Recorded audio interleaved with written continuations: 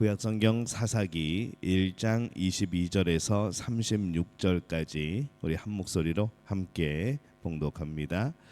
요셉 가문도 베델을 치러 올라가니 여호와께서 그와 함께 하시니라. 요셉 가문이 베델을 정탐하게 하였는데 그 성읍의 본 이름은 루스라. 정탐꾼들이 그 성읍에서 한 사람이 나오는 것을 보고 그에게 이르되 청하노니 이 성읍의 입구를 우리에게 보이라. 그리하면 우리가 내게 선대하리라 하매 그 사람이 성읍의 입구를 가리킨지라. 이에 그들이 칼날로 그 성읍을 쳤으되 오직 그 사람과 그의 가족을 놓아 보내매 그 사람이 헷 사람들의 땅에 가서 성읍을 건축하고 그것의 이름을 루스라 하였더니 오늘까지 그곳의 이름이 되니라. 므낫세가 베스안과 그의 딸린 마을들의 주민과 디아낫과 그의 딸린 마을의 주민과 돌과 그의 딸린 마을의 주민과 이블루함과 그의 딸린 마을의 주민과 무기또와 그의 딸린 마을들의 주민들을 쫓아내지 못하매 가나안 족속이 결심하고 그 땅에 거주하였더니 이스라엘이 강성한 후에야 가나안 족속에게 노역을 시켰고 다 쫓아내지 아니하였더라. 에브라임이 게셀에 거주하는 가나안 족속을 쫓아내지 못하매 가나안 족속이 게셀에서 그들 중에 거주하였더라. 스불론은 기드론 주민과 나할롤 주민을 쫓아내지 못하였으므로 가나안 족속이 그들 중에 거주하면서 노역을 하였더라. 아셀이 악고 주민과 시돈 주민과 알랍과 악십과 헬바와 아빅과 르홉 주민을 쫓아내지 못하였고 아셀 족속이 그 땅의 주민 가나안 족속 가운데 거주하였으니 이는 그들을 쫓아내지 못함이었더라. 납달리는 베세메스 주민과 베아낫 주민을 쫓아내지 못하고 그 땅의 주민 가나안 족속 가운데 거주하였으나 베세메스와 베다낫 주민들의 그들에게 노역을 하였더라. 아모리 족속이 단 자손을 산지로 몰아넣고 골짜기에 내려오기를 용납하지 아니하였으며 결심하고 헤레스 산과 아얄론과 사알밤에 사알빔에 거주하였더니 요셉의 가문의 힘이 강성함에 아모리 족속이 마침내는 노역을 하였으며 아모리 족속의 경계는 아그라빔 비탈의 바위부터 위쪽이었더라. 아멘. 할렐루야. 하나님의 은혜가 오늘 이 새벽에 하루의 첫 시간을 주 앞에 드리는 우리 믿음의 가족들에게 함께 하시기를 예수님의 이름으로 축원합니다. 오늘 말씀은 이스라엘의 가나안 점령에 대한 말씀이 이어지고 있습니다. 유다 지파의 점령 이후 이 에브라임도 그들에게 주어진 땅을 점령하기 위해 나섭니다. 이 22절에 보면은 요셉의 가문도 베델을 치러 올라가니 여호와께서 그와 함께 하시니라. 여호와께서 그와 함께 하시니라라고 말씀을 하죠. 이 가나안 땅의 점령은 하나님의 뜻입니다. 하나님의 뜻을 이루기 위해서 나갔기 때문에 하나님께서 그들과 함께 하십니다. 하나님의 임재를 원한다면 하나님의 뜻을 행해야 하죠. 하나님의 뜻을 행할 때 하나님이 함께 하십니다. 이 에브라임은 베델을 치기 위해서 올라갑니다. 24절에 보면은 정탐꾼들이 그 성읍에서 한 사람이 나오는 것을 보고 그에게 이르되 청하노니 이 성읍의 입구를 우리에게 보이라. 그리하면 우리가 내게 선대하리라 하매 이렇게 말씀을 합니다. 여리고 때와 비슷한 그런 상황이 전개가 되어집니다. 이번에는 정탐꾼이 성 안에 들어간 것이 아니고 밖에서 기다리다가 성읍에서 나오는 한 사람을 만나서 그에게 도움을 받게 되어지죠. 그래서 이 성읍의 입구를 우리에게 알려달라라고 말을 합니다. 근데 뭐 그런 생각을 해봅니다. 이 성의 입구는 그냥 보면은 보이지 않을까라는 생각을 합니다. 그러면 왜 그 사람에게 이 성읍의 입구를 우리에게 보이라라고 부탁을 했을까라는 생각을 해보게 되는 것이죠. 이 당시 어떤 뭐 몇몇의 성을 빼고는 이 성벽이라는 것을 갖추기보다는 집들이 그 도심을 둘러싼 집들이 이제 성벽 역할을 합니다. 그래서 그런 집 중에 공격이 취약한 집이 어디 있는가? 그런 질문으로 이해할 수 있는 것이죠. 여리고 성 때에 라합을 만난 것처럼 이번에는 이름이 알려지지 않은 한 사람을 만나서 베델을 쳐서 점령할 수가 있었습니다. 근데 이 문제는 지금부터가 이제 문제입니다. 25절에서 26절입니다. 그 사람이 성읍의 입구를 가리킨지라. 이에 그들이 칼날로 그 성읍을 쳤으되 오직 그 사람과 그의 가족을 놓아보내매 그 사람이 햇사람들의 땅에 가서 성읍을 건축하고 그것의 이름을 루스라 하였더니 오늘까지 그곳의 이름이 되니라. 이 여리고성의 라합은 이스라엘을 돕고 자신도 이스라엘 사람이 된 것이죠.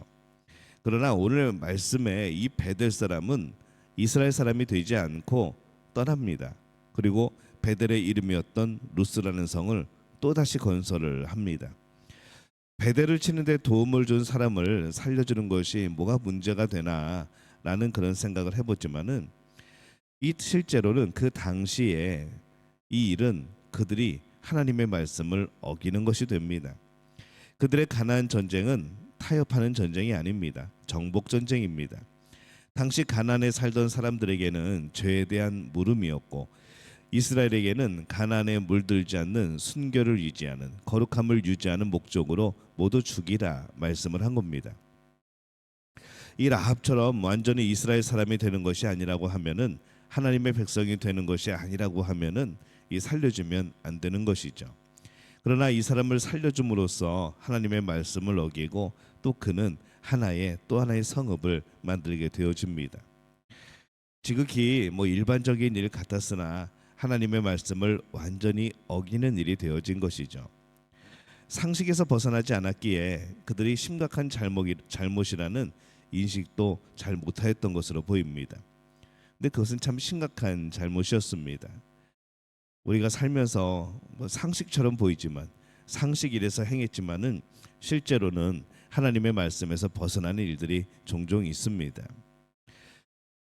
또 므낫세 지파의 점령에 대해서 말씀을 합니다. 27절에 보면은 므낫세가 베스안과 그에 딸린 마을들의 주민과 다안악과 그에 딸린 마을들의 주민과 돌과 그에 딸린 마을들의 주민과 이블루함과 그에 딸린 마을들의 주민과 무기또와 그에 딸린 마을들의 주민들을 쫓아내지 못하매 가나안 족속이 결심하고 그 땅에 거주하였더니, 자, 이제 쫓아내지 못했다는 이 표현이 계속해서 반복이 되어집니다. 므낫세 지파도 베산과 여러 중요한 지역에서 가나안 사람들을 쫓아내지 못합니다. 이후에 므낫세가 더 강성한 후에는 그들의 힘보다 우월하여져서 그들을 노역을 시키는 것이죠. 28절에 보면은 이스라엘이 강성한 후에야 가나안 족속에게 노역을 시켰고 다 쫓아내지 아니하였더라, 이렇게 기록을 합니다. 그들이 강성한 후에도 쫓아낼 수 있었음에도 불구하고 노역을 시킨 것을 보면 사실 그들은 말씀에 따라서 그들을 쫓아낼 의지가 처음부터 없지 않았나라는 생각을 해봅니다. 아셀 지파도 마찬가지입니다. 31절에서 32절에 보면은 아셀이 악고 주민과 시돈 주민과 알랍과 악십과 헷바와 아벡과 르홉 주민을 쫓아내지 못하고 아셀 족속이 그 땅의 주민 가나안 족속 가운데 거주하였으니 이는 그들을 쫓아내지 못함이었더라. 이 아셀 족속이 그 땅의 주민 가나안 족속 가운데 거주하였으니 라고 말씀을 합니다. 이것은 앞에 다른 지파와는 반대이죠. 가나안 족속이 그들 중에 거주하면서 노역하였더라가 아니라 반대입니다. 아셀은 아마 그 가나안 지파 속에 끼어서 사는 소수의 사람들이 되었던 것 같습니다. 아셀은 그 이후로도 그 지역을 한 번도 점령하지 못한 것으로 보이는 것이죠. 단 지파에 대해서도 말씀을 합니다. 34절입니다. 아모리 족속이 단 자손을 산지로 몰아넣고 골짜기에 내려오기를 용납하지 아니하였으며, 이 아모리 족속은 아예 단 지파 사람들이 그들이 분배받은 곳에 오지도 못하게 하고 좁은 산지에만 살도록 그렇게 합니다. 지파마다 하나님께 받은 지역이 있습니다. 그런데 지파마다 그 땅을 점령하는 결과는 달랐던 것이죠. 어떤 지파는 많이 점령하였고 어떤 지파는 조금 점령하였고 아무것도 이루지 못한 지파도 있었습니다. 이게 왜 그랬을까라는 겁니다. 이제 그들은 저마다 나름대로 이유가 있었을 겁니다. 그 이유가 타당하게 보일 수도 있죠. 그러나 그들은 모두 하나님께 그 땅을 분배받았고 그 땅은 자신들이 점령해야 되는 그런 땅이었습니다. 하나님께서 그 상황을 모르시기 때문에 그 땅을 분배해 주신 것이 아닙니다. 땅 분배는 형식적인 것이 아닙니다. 모든 것을 아시고 그 지파가 땅을 차지할 수 있기 때문에 또 그 땅을 차지할 수 있도록 하나님이 그렇게 분배해 주신 것이죠. 그런데 그 지파 사람들이 하나님의 말씀을 의지한 것이 아니라 그 상황을 보면서 때로는 그들의 노동력을 탐내면서 땅을 점령하지 못한 경우가 생기기 시작한 겁니다. 그들이 땅을 점령하라는 하나님의 말씀보다 그들 눈앞에 펼쳐진 상황들이 그들을 지배하는 모습이 오늘 말씀에서 분명하게 드러납니다. 그들 중에 나중에 상황이 좋아졌을 때에도 가나안 사람을 노역을 시키고 쫓아내지 않습니다. 상황을 보기 시작하면은 상황이 우리의 주인이 되어집니다. 그리고 나는 상황의 종이 되어지는 것이죠. 우리의 상황을 생각하면 그렇게 할 수밖에 없는 경우가 생겨나기 시작하는 겁니다. 그런데 하나님이 우리의 상황 속에서 역사하시는 분입니까? 하나님이 우리의 상황 속에 묶여서 계시는 분입니까? 그렇지 않다는 것이죠. 우리는 우리의 상황에 따라 하나님의 말씀을 가려서 듣는 것이 아니라 모든 상황 위에서 모든 것을 창조하신 하나님의 말씀을 들어야 됩니다. 말씀을 따르고 하나님을 의지하면 그 상황을 이겨낼 수 있는 것이죠. 이스라엘 민족들의 가나안 점령의 실제적인 모습을 오늘 봅니다. 이들은 사사기의 배경이 되는 시대로 접어들고 있습니다. 쫓아내지 못하였더라. 이것이 그들의 시작이었습니다. 하나님의 말씀과 행하심이라는 과거가 작아지고 그들 앞에 있는 현실, 이것이 더 커지는 모습이 오늘 말씀에서 드러나는 것이죠. 상식이나 상황은 우리의 삶과 판단에서 참 중요합니다.